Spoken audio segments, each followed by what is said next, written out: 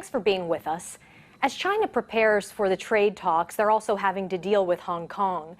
Just how crucial is Hong Kong to China's economy, and what would be the consequences of prolonged unrest there?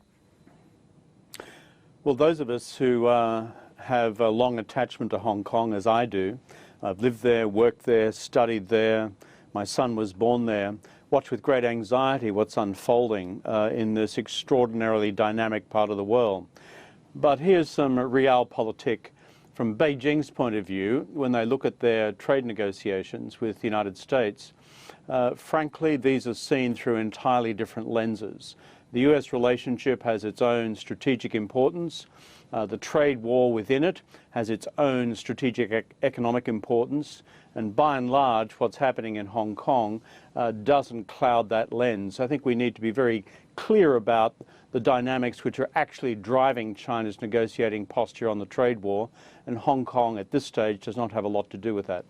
All right, well, let's turn to those trade talks, because President Trump today said that the United States would only accept a deal that was completely favorable to the United States. So which side enters with more leverage?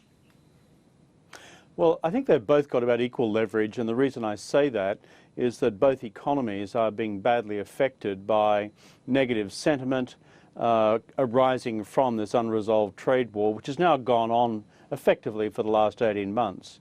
Markets in China have reacted badly to it. You've had slowing growth in China for quite some time now, as you see the impact on the export sector, but the broader impact in terms of business confidence. But similarly in the United States, I mean, you look at the most recent manufacturing numbers in America, the service industry numbers, the fact that more and more economists in this country are openly discussing and debating the possibility of a recession in the US next year, and that the unresolved trade war is a big set of headwinds pushing the American economy in that direction. I think when they arrive at the negotiating table next Thursday in Washington, frankly, both are going to have this big piece of lead in their saddlebags. And underneath it all, underneath the politics of it all, it's been my view throughout this year that both sides actually want to get a deal done, and by the end of the year.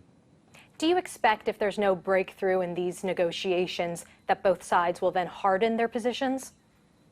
Look, I do believe that this critical set of negotiations, starting in DC next week, involving China's principal negotiator and Politburo member and Vice Premier for the economy, Liu He, a key economic advisor, or the key economic advisor to Xi Jinping, this is really, in my judgment, one of the last major pushes this year to get this thing done.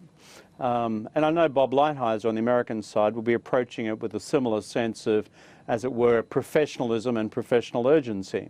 But if we don't get a significant result coming out of these negotiations, and perhaps with room for one further round in November in Beijing, then frankly I would begin to lose optimism that we're going to have a landing point any time soon.